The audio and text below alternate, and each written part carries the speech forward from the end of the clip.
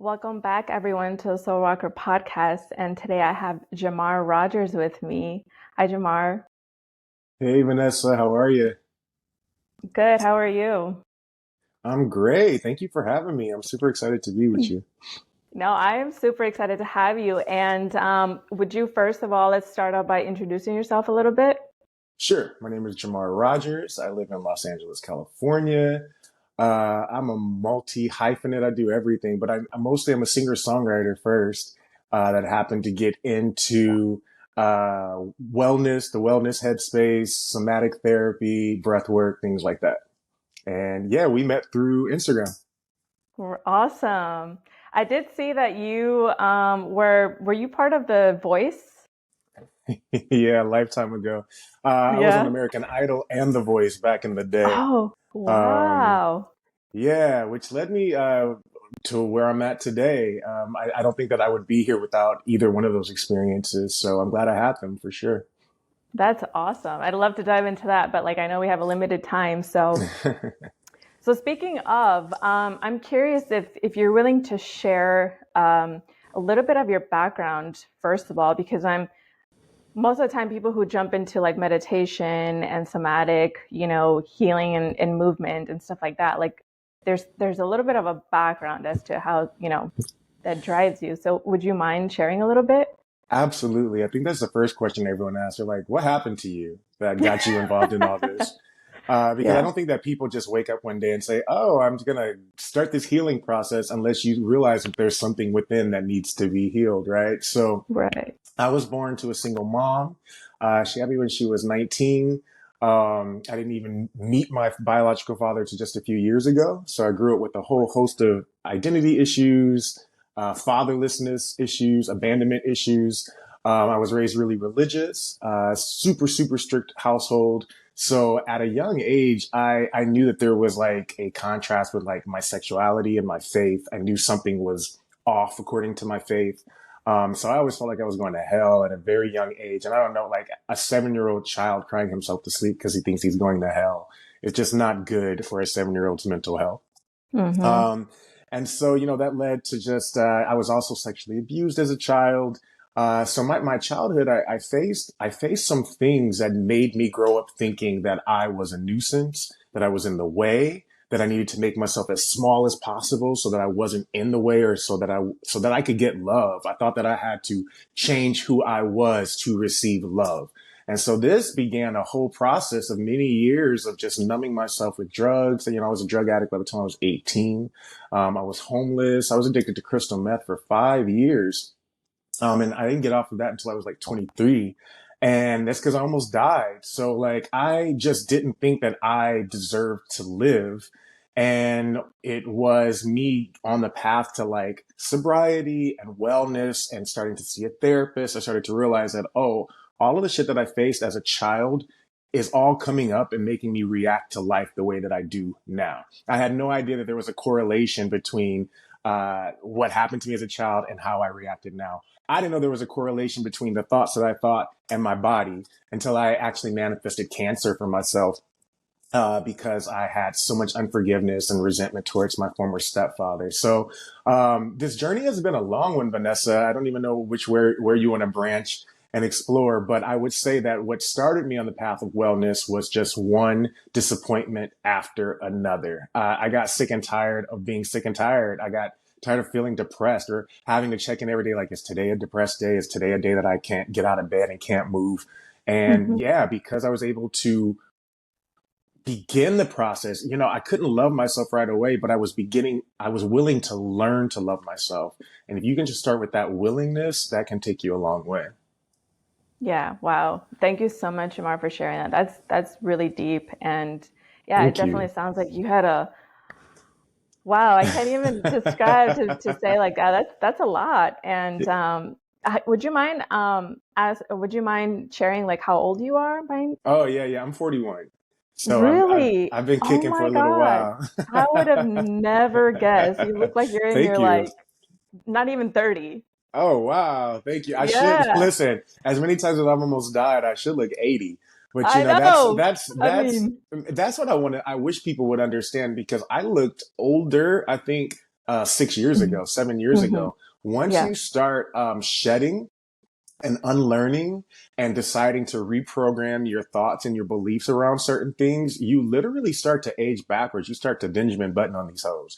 Like before you know it, you are just looking younger because all of the shit that you were holding in that was weighing you down, you've released. So I feel like my mission, I made it my mission, is to teach people how to release because so many people, we don't know how.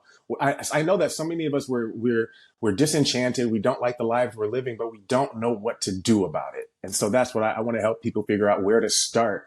Because once you get going, you'll be so surprised how life just opens up doors of healing and growth to you. But you just have to get on that path, get it started at least. Absolutely. And I love that we touched base on that because I see that a lot too. It's like you can tell people age so much from just so much of the, the pain and everything that they're carrying from not just mentally, but also physically, all that trauma Yeah. that's just stored in our bodies from so Yes. much. And, something that I really appreciate about you and the things that you're sharing on social media is like you're embracing the range of emotions that people go through and you're not just like love and light and everything is positive, and it's like because when people jump on that journey, I feel like it's like people are wanting to focus on the positivity, but that's not reality of No. anything. So No, it's yeah. just an addiction to feeling good. You know, it's like Yeah. we think that feeling good means I'm more spiritual. So it's like, oh, now that I'm more spiritual and I'm on this path to healing, I'll never have a bad day again. And what I've learned is no, nothing could be further from the truth. You're gonna have many of bad days. You just have better tools and you're better equipped to deal with them now. Right. Yeah. So I saw that you have, because that's how I basically found you was through your video of Somatic Movement, which you have like over 1 million views on that, which is insane, but also amazing because you're bringing light into something that's still, I feel like it's still not being, people are not understanding what it is, and so I'm really really glad. How do you feel about that having so I many views on that?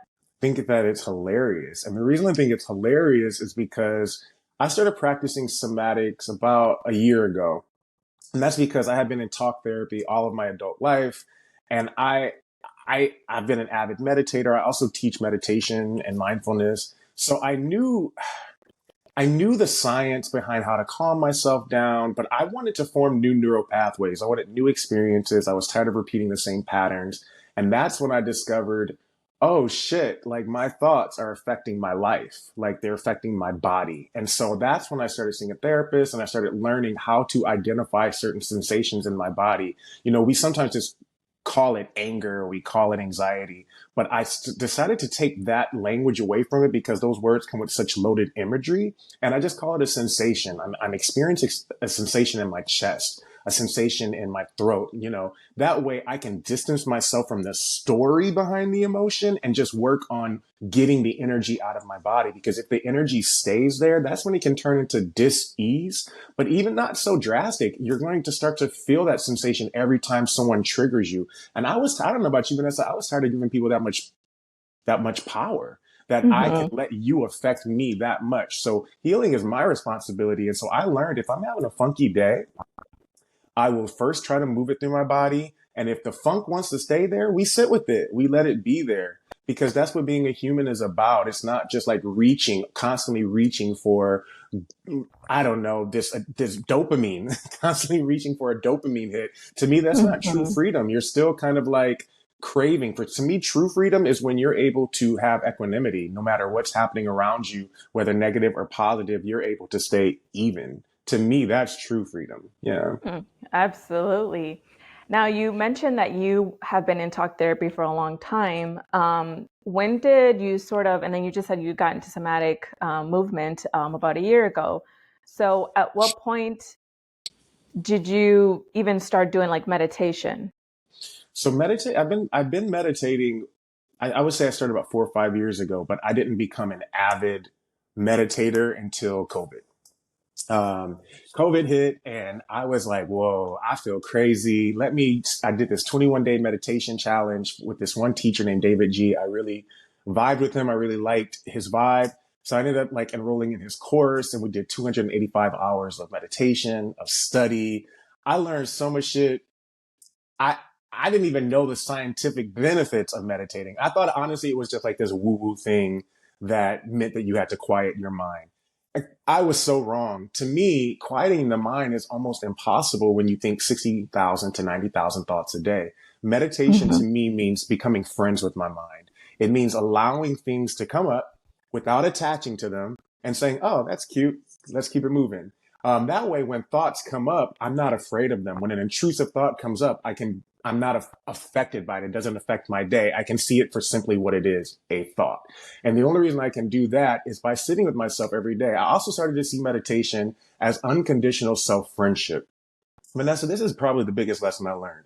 How I treat myself is how others will treat me. So if I am Mhm. constantly putting my own needs on the back burner, I'm not checking in with myself, I'm ignoring my wants, my needs, my desires, well, then of course I'm going to be triggered when the person I like doesn't give me that attention that I'm craving because I'm not giving it to myself. And so I learned that by sitting with myself every day, I began to teach the universe what kind of characters to send into my realm, to my reality, that are going to give me as much love and affection as I give myself. To me, that's all meditation is. It doesn't make you this yogi. You don't have to go sit on this mountaintop and start levitating. It simply means you checking in with yourself every day and say, hey, how am I feeling? Okay, do I feel any sensations in my body? Let me focus on my breath. Let me be here with myself uninterrupted, without my phone, without checking my emails, just to say, hey, babe, do you have anything you want to say to me? How can we expect others to listen to us when we don't listen to ourselves? I love that you touched that and you said that because that was actually one of my questions. It's like, what did you think about meditation, pre-meditation, and then what is your definition of it now? But you explained it perfectly. That's amazing. So, Dead what would ass. you? Go ahead, Yeah. Vanessa. Sorry, Go, sorry, no, sorry. go ahead. I really, especially I think people of color, meditation seems so foreign to us. It's not something we were Hmm. raised with. And I was raised in church, so I was taught that meditation is just evil.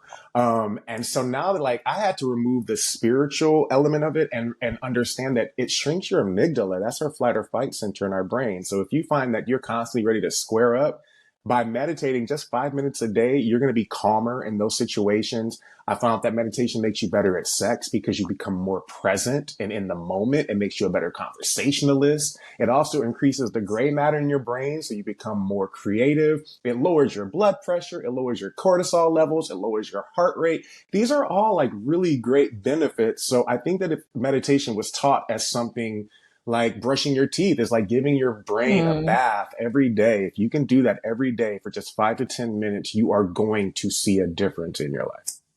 yeah. And how long did it take you for you to kind of like make all these shifts and sort of bring that more positive perspective on meditation? I saw the shift with after the first 21-day challenge, which is why I kept doing it. Okay. I was like, oh, holy shit. I see that I'm not as reactive in traffic because that was my big thing. I road rage, just calling, cussing at people, laying on the horn. So for me, when I saw that somebody cut me off and I didn't get mad, I was like, oh, I think meditation is working for me. And then I think the other thing that really encouraged me, I was visiting my mom. I'm visiting my mom now in San Diego. Um, and we went out to eat one day and she just looked at me and she's like, something's different about you. And I was like, what do you mean? She's like, oh, the lady forgot your food and you're not upset. Cause I was kind of like a black Karen. I don't know what you call a black You Karen. said black hair.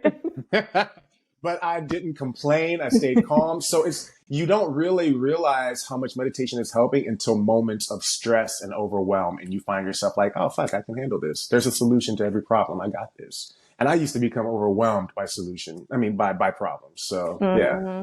Yeah, I love yeah. that you share that because I think that's sort of something that's also missed is how does that look like and how do you recognize that something is working, right? Because sometimes people get discouraged to stop something if it's not working in the way that they thought that it was supposed to work, especially meditation has Word. this negative connotation of the definition of the process. And so people are like, oh my God, I can't shut my thoughts off. And so then like they stop. They give up. And Yeah, yeah. yeah, yeah, yeah, yeah. And that's why I want to talk to our people. And it's like, yo, just you're gonna have bad days. That's why it's called a practice. It's never gonna be perfect. You keep practicing. If you just are willing to show up those 5 to 10 minutes, I still have meditation moments where I'm just like, oh, this sucks. Like, I don't want to sit here. I don't want to do this. But then there's always this moment where I just like, even if it's like the last minute of the meditation, where it's just like a clarity. It's just like, ah, but I'm here. I'm alive. Life is good. Hmm. And sometimes you just want that little moment, that one little moment. It makes the whole 10 minutes you sat there worth it for sure. And so Yeah, my goal is to make a bunch of guided meditations for folks that don't think that they know how to meditate. that's amazing. And how do you plan, or how are you achieving that? Like, how does that look like for you? So I currently have three guided meditations on YouTube already. I just quit my day job about a month ago so that I could focus on doing wellness full time. And so Wow, far, it's congratulations. thank you. It's paying off. It's crazy, Vanessa. It's actually paying off. So Awesome. I have more time during the day to create some more. So I'm going to use two different apps I'll be working through. Insight Timer is a free meditation app, and then True Voice, which is an app for Black and Brown folks. Guided meditations for Black and Brown folks by Black and Brown folks, and then with YouTube. So those are going to be the three apps that I will use so people can have access. That's amazing, Jamar. Thank So you. can you Thank share you. a little bit also about how does your current process of meditation look like? Are you dedicating a specific time, day? Yes. How does that look like? So I start every morning with meditation. I've been doing a specific type of meditation lately. That's another thing. I like to switch it up. If it can get boring, if you're trying to do the same thing every day, I need to be constantly stimulated. So sometimes in my meditation time, I'll do breath work. Sometime during my meditation time, I will do somatic movement. So to me, meditation isn't always just sitting in one place. There's also chocolate eating meditations. There's walking meditations. There's so many different types of meditation where if you have trouble getting your mind to cooperate, then try visualization. Try mantra, where you repeat a mantra quietly to yourself over and over and over again. There's different ways you can work with your mind. So the one I'm doing right now, I don't know if you've heard of it. It's called the Silva Mind Method. This guy named Jose Silva, he taught it in the 1960s. And it's basically teaching you how to get to theta brainwaves, so that from that place, you can start to just really go inward. I've been just like, I don't want to get too weird, but I've just been like playing around with like neural pathways, my kidneys, like trying to self heal myself while I'm like really deep under. And so Hmm. I'm in the experimental phase of my meditation journey right now. But I try to do that 3 times a day, about just 15 minutes each time, like breakfast, lunch, dinner. And yeah, I'm seeing I'm still growing. I'm still seeing the benefits of this new meditation I'm doing, where I find myself about to think a very limited belief, like, oh, there's not going to be any parking. And immediately I'll switch that belief to, but life, everything always works out for me. I'm sure there'll be parking for me. And let me tell you something, Vanessa. Let me tell you something.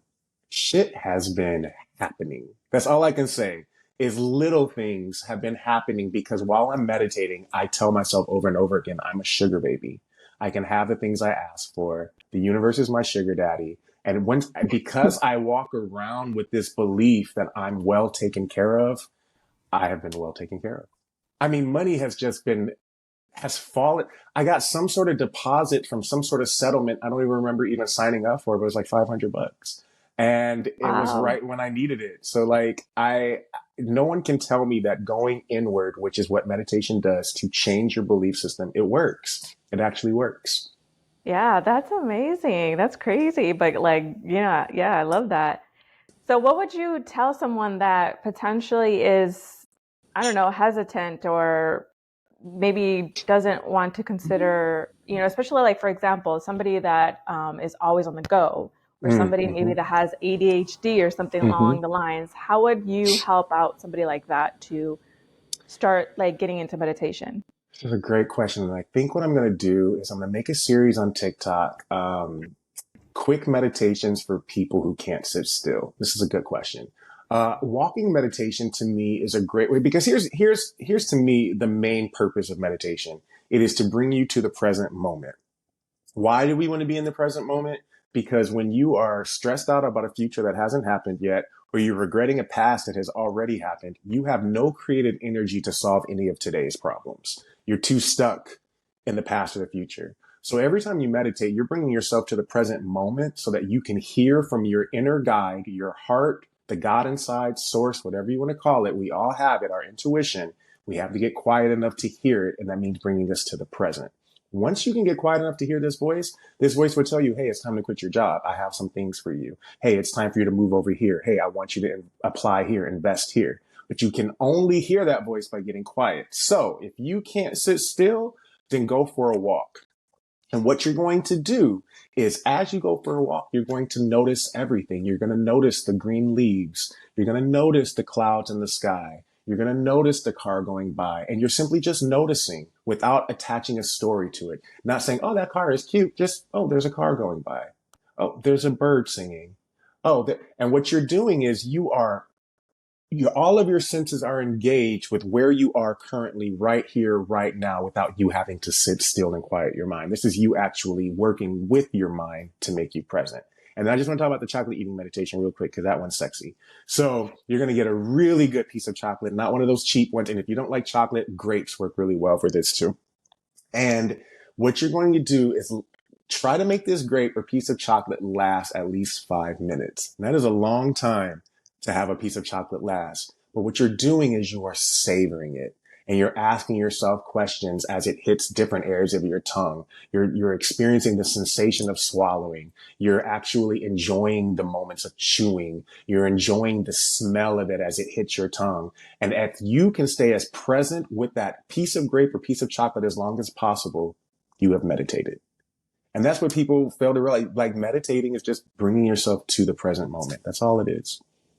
I love that. Thank you for sharing that because I didn't even know I know there's a variety of meditations, but I'm not fully aware of all of them. And I love that, you just educating me on some of those, Absolutely. especially like knowing that there's different kinds that you can switch it up or that there's different kind of meditations for different people. What do you ever use like the sound bowls at all as Yeah. part of your Oh my goodness. meditation? So I don't own any sound bowls, but I live in LA, which is sound bowl land. So I have a bunch of friends that do sound baths. And then let me tell you what else I like to do. YouTube has a bunch of like people playing sound bowls for like an hour. So what I'll do Yeah. is I'll really set the mood. I'll light a whole bunch of candles. I'll get the weighted blanket. I did one for my sacral chakra a couple of weeks ago, and it was just like an hour long. And I didn't even mean to fall asleep, but I did. And that night, I don't know. I don't know if this is going to discourage people or it should encourage people. But that night, so when your body is releasing trauma and releasing things, sometimes it can be very uncomfortable. It can come out in the form of weeping. It can come out. Sometimes people have vomited. I sometimes get flu-like symptoms when my body is releasing something. So that night, after I listened to the sacral chakra one for an hour, I released because in the middle of the night, I was sweating. I had the chills. I had the fever. But when I woke up the next morning, I knew I had shed something. I couldn't put my finger on it. I just knew that I Hmm. felt 10 pounds lighter. And so I love a good sound bath. I stand by a good sound bath. And what's happening is those sound vibrations are literally breaking shit up in your vibrational field. It's loosening up so that so that those things can come up for release so that we can shed that shit and it can stop affecting our reality. So yeah. Yeah, awesome. No, and I love that you bring up the chakras because that's also like a part of, that I actually love to do chakra meditations. That's probably one of my favorites. Yes. Yes. Don't you feel just like alive, like your body is just buzzing when you're done? Yeah. Yeah. Yeah. And for people who feel like chakra, again, I try to like stay away from like religious language because I don't want to turn people off, but it's really, Hmm. really just energetic centers in your body. Hmm. Energetic centers for receiving and forgiving. And so, yeah, when you have one that's blocked, that's what we work on, like shedding that energy so that all of your energetic centers are open and flowing beautifully.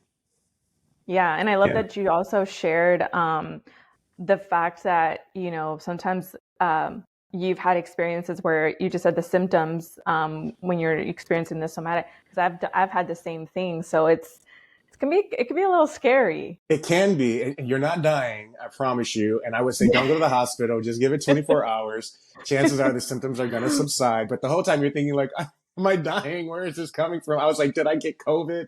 That's what I was thinking. But then it works. And this is why we are our own best healers. You know what I'm saying? Like, yes, if you need somebody to help start you on your path. But I say, call yourself your guru, be your own guru, because no one will know your path to healing better than you. And if anyone tries to come out and tell you that they know you better than you, they are a charlatan, because they do not.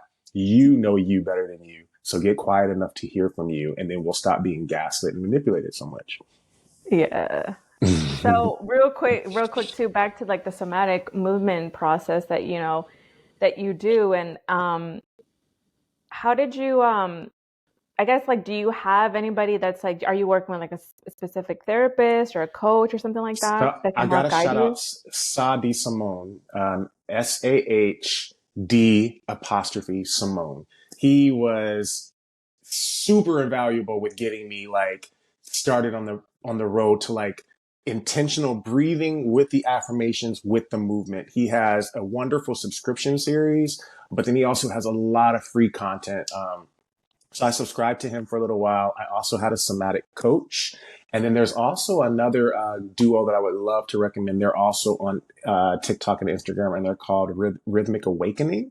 They're two women that used music and somatics to get over a breakup, which I can't recommend enough. After you're done with the relationship, you got to move that process. You got to process it and move it through your body. So between my own personal coach, Sa, and Rhythmic Awakening, I would say that's what got me going and what trained me. But there's so many free resources on YouTube. So many. So don't think that by embarking on this journey, you have to come up out of a lot of money. You don't. Yeah. Yeah, because you speak about therapy, meditation, somatic movement, but those kind of all, I mean, they're all related, but they're Mm-hmm. also separate, entities that require it. It's like one thing is just kind of a supplement to another. And it's also for maintenance.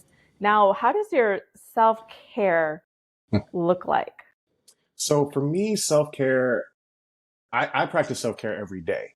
But then there are some days where I have extreme self-care. That's when the phone is on do not disturb. I'm not scrolling. I do not want to feel the world, and I do not want the world to feel me. That is like a day where I marinate in my own energy and my own juices, which is fine. But for me, self-care looks like treating myself to a pedicure. It looks like taking myself out to eat. It looks like going to bed early, an hour earlier than I normally would, because I know I'm tired and drained that day, putting my phone on do not disturb.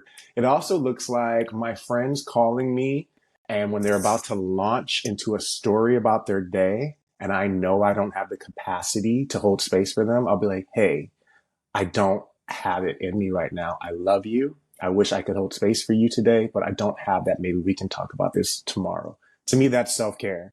I no longer am available for things that drain me unless I'm giving from my overflow. And my overflow can only come from me spending time with myself, loving myself. And then, Vanessa, I just want to touch on something that you said. You're about how there are so many separate parts. And I think that can be, that's what overwhelms people. They're like, well, where do I start? Um, Mm-hmm. I think that what got me completely started on this journey was one book called Mirror Work by Louise Hay, Yes. LOU. And so Louise Hay, she died a few years ago, but her book, that's what got me started. I would recommend everyone start there, because what she teaches you is how to talk differently to your reflection in the mirror. Because how many times do we go stand in front of the reflection and we don't say anything good? We just pick Yeah. apart everything. And then maybe we'll say, I look good, after we spent an hour trying to, but she teaches, go to the mirror right away and be like, hey, good looking. I love you. I accept you. I approve of you. I forgive you. If you've never said those things to yourself before, it is awkward. It feels aggy. It feels cringe. But if you can push past that discomfort, you realize those are the words that you need to hear from yourself the most. I approve of Mm-hmm. you. I forgive you. I love you. If you can let that be your starting meditation. Start there. As you're brushing your teeth, the moment you're done, take 2 minutes, set it on your phone, set 120 seconds. I am going to just say, I love you. Jamar, I love you. Vanessa, I love you. I really, really love you. If you can just say that to yourself straight for 2 minutes, things are going to change around you. And let me tell you why. Because as you, again, how you treat yourself is how the universe will treat you. So if you Mm-hmm. start your morning with, hey, I love you, you're going to start hitting green lights. You're going to hit that barista that's going to smile at you a little bit longer and give you their number. There's like these little things that happen that you're like, oh shit, something's happening. When you feel that something happening, then you can deepen it. You can stretch it to 5 minutes a day, 10 minutes a day. Then you can look into guided meditations. Then you can look into somatic therapy. Then you can look into tapping. I would say just start with the simple act of being willing to learn to love yourself. And that book is only like 99 cents on Amazon, Mirror Work by Louise Hay. That was actually something that I wanted to mention too. So I'm glad that you brought it up, was like, for someone that's listening that like hasn't started any of this journey, like where, they're going to be confused, like, where do I even start? Because it sounds overwhelming. Mm-hmm. So yeah, thank you so much for bringing that up. No, Um, you're welcome. yeah. So how was it that, I guess I'm trying to think here. Is, yes, that was my question because I lost my train of thought. So, um, I guess at this point, because it sounds like you are very self-aware. You have, it sounds like you've been working on your emotional intelligence, which is all great. But what would you say is currently like something that you're still battling that's still really, Mm. really difficult, but like you're still being consistent with it. You're still being patient with yourself. What is something that's been really difficult for you to shift from everything that you've experienced?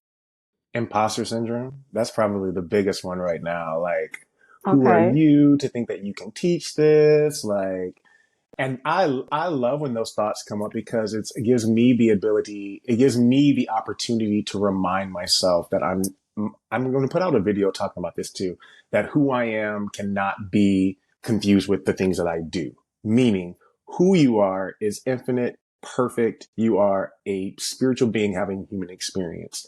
Just because you fuck up one day, that does not take away from the fact of who you are. So when I get in my head about, am I smart enough? Do I know this kind of stuff? I say, wait. I'm not here to impress anyone. I'm not here to make people be like, oh, he's so smart. All I'm simply here to do is to connect my heart with someone else so that they can say, hey, I'm not by myself. And if that's all I'm trying to do, I can definitely do that. I'm not an imposter. I can connect with anyone. So I would say that even after years of dealing with my self speak, I still have to watch self-limiting beliefs like you're dumb, you're ugly, these weird little lingering thoughts. The difference now is I don't believe them. Just because it's a whisper in my head doesn't mean I have to latch on to that and believe it. Do I wish that Mm, they didn't come up anymore? Sure. I wish I was just super confident 1000% of the time, but I don't think that that's human nature. I don't think that being human would be that much fun if that were the case. You know what I'm saying? So I would say imposter syndrome is one.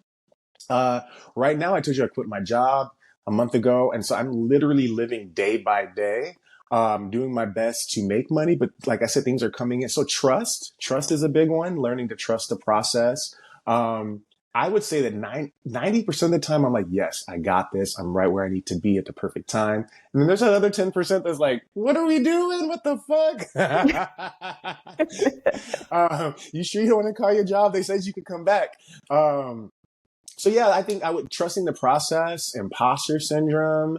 I think that my self-esteem is improving every day. You know, I don't know if I'll ever be like at the pinnacle where I just think I'm the shit all of the time.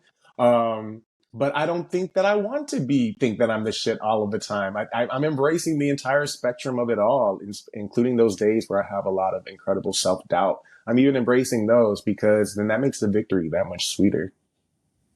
yeah. Honestly, I can relate 100%. So I love that you shared that because I think that yeah, I'm gonna have to take that back and kind of sit with some of the stuff that you just said in terms of that.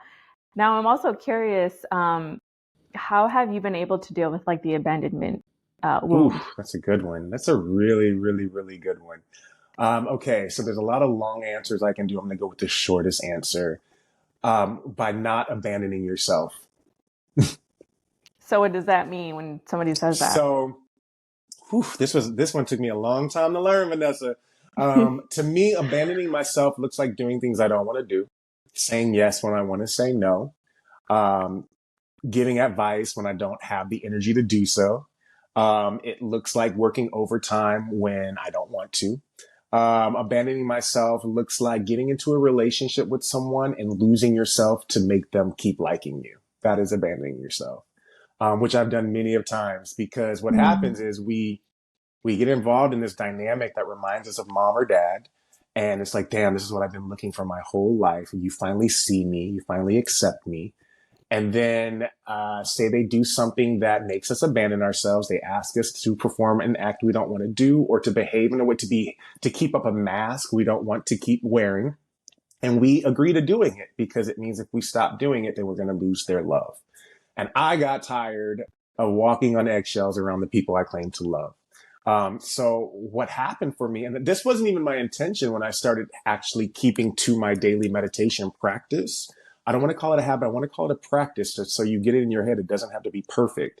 But if you can show up every day for yourself, even on those days you're exhausted, even those days you don't want, even on the days you're running late, if you will still prioritize you. Because how many times have you had all kind of chaotic things happening around you, but then your little boo texts you and I got to drop everything I'm doing and text them back. They become your number one priority. I'm asking that for a short amount of time, you make you your number one priority. It's going to feel awkward and cringe because we're not used to doing that, especially if you've struggled with codependency, especially if you've struggled with feeling like worthlessness or feeling like you're in the way. I can relate.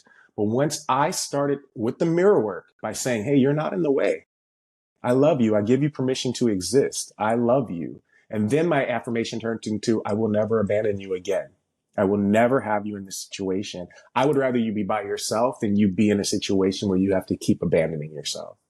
And so in those moments of just sitting with myself, it signaled to my brain, it signaled to my inner child, oh, you won't leave me. Oh, you won't leave me. And since you won't leave me, then I don't have to keep staying. I don't have to keep entertaining this fool who keeps threatening to leave me, because I Yeah. know I'm not going to leave myself now. I know that's a super simplified answer because codependency takes years to deal with, but I would say that the easy thing to start with is quit abandoning yourself.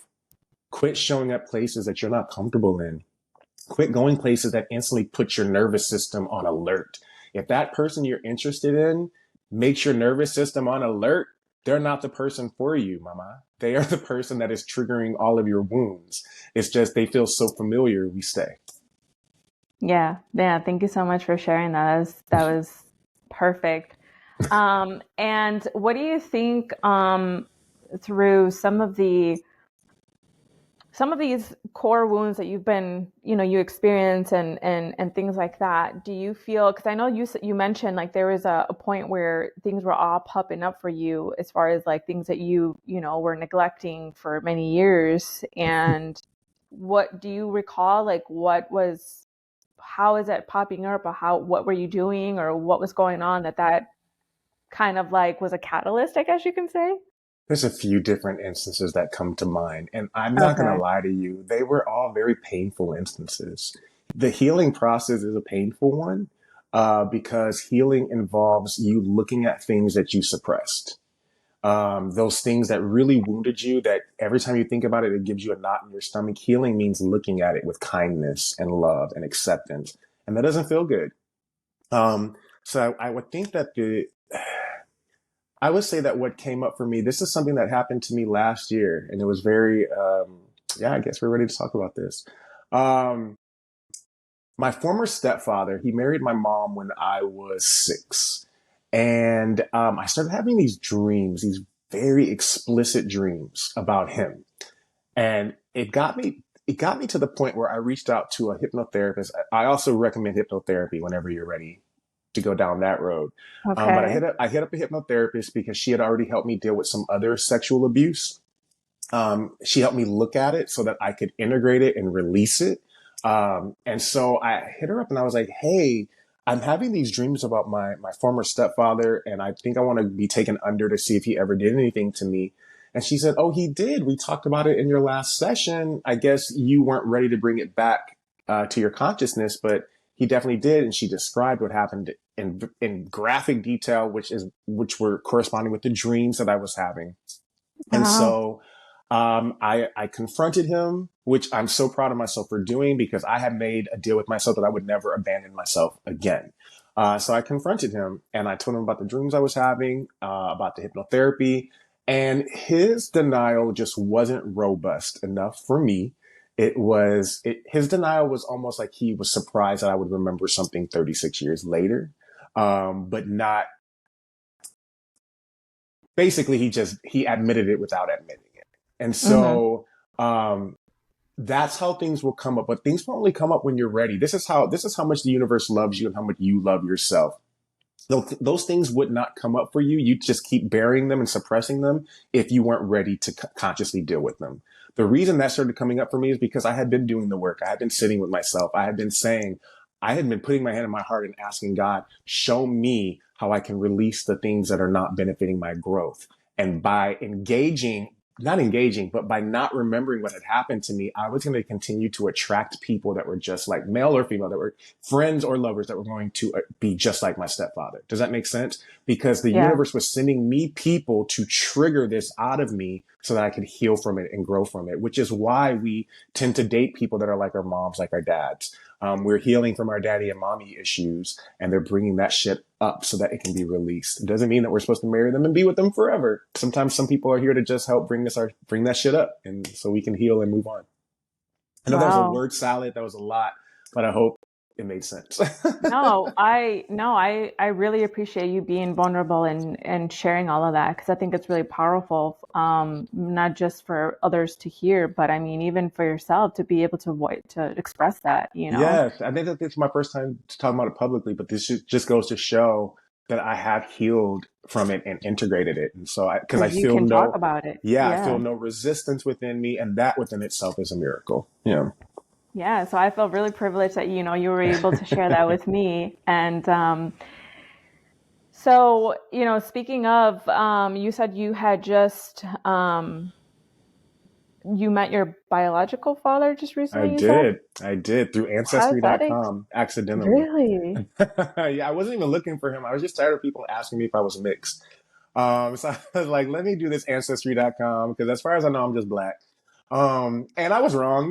Ancestry got me together. And so what it did was show me that my entire dad's side of the family from Louisiana, it got me in touch with my cousins, who then got me in touch with my father.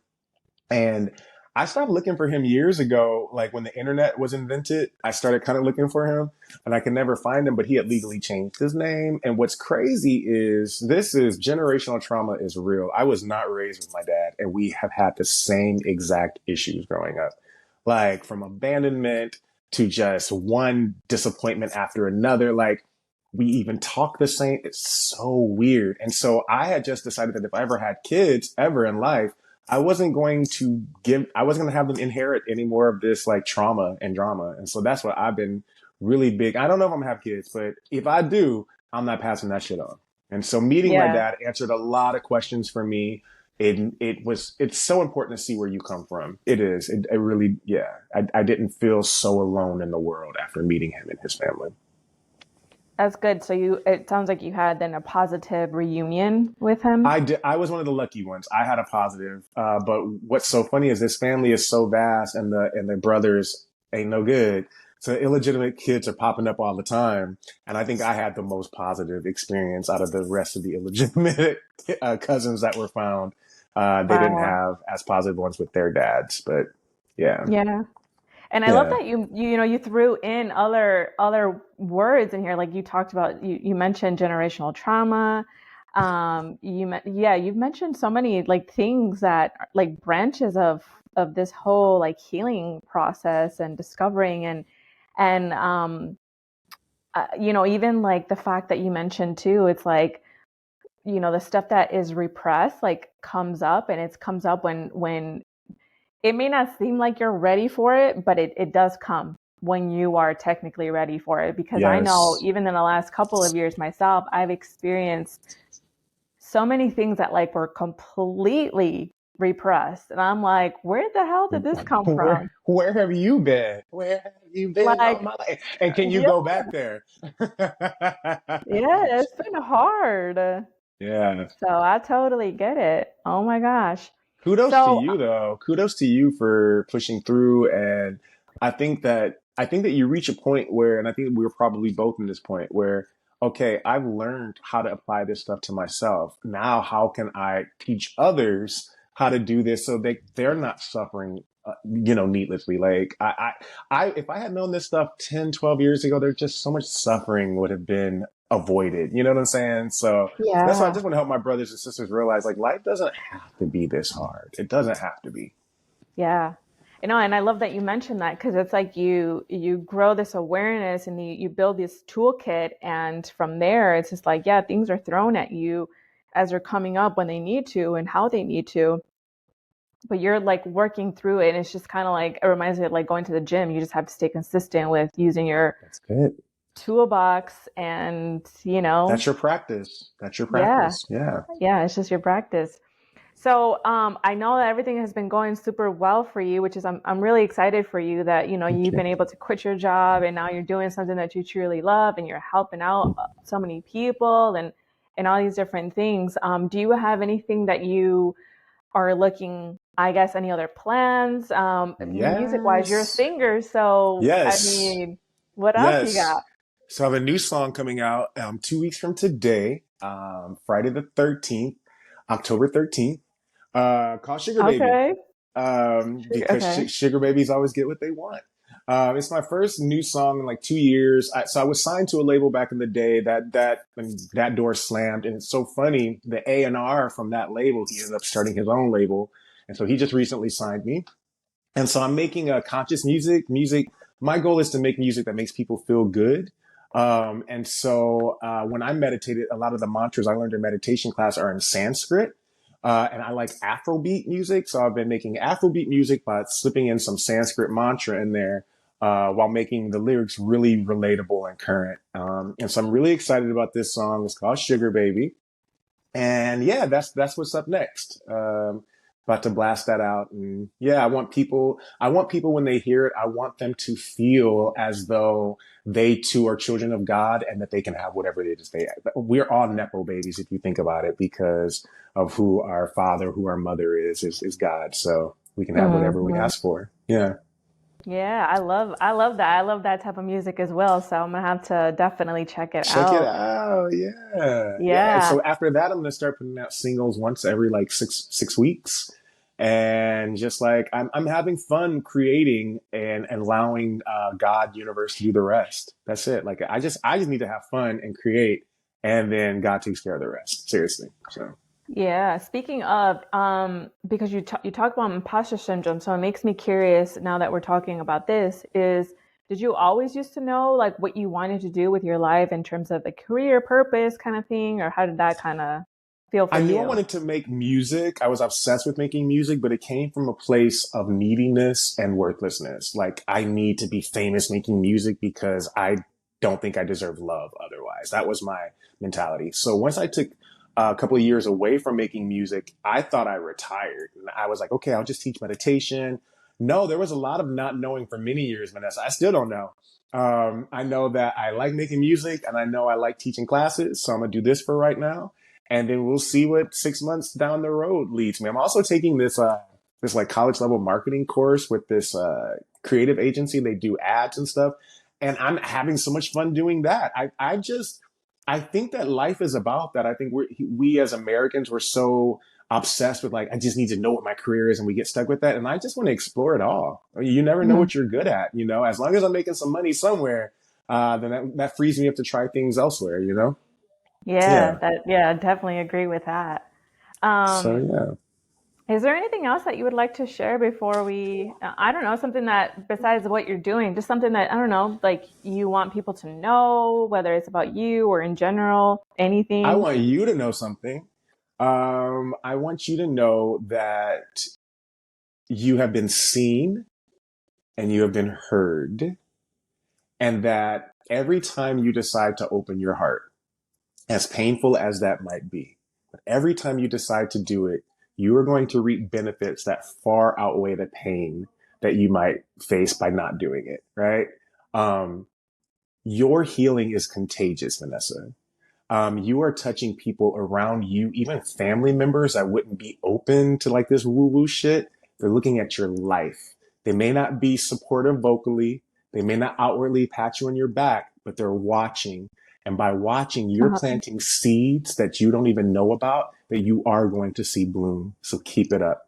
Keep it up. And I Thank keep you. just feeling God, that the people that are around you are benefiting the most. You're touching their lives without you even knowing it.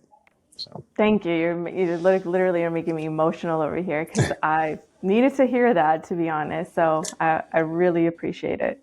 I feel you. We're connected already. So yeah, yeah. This is not Yeah. our last combo. No, I hope not.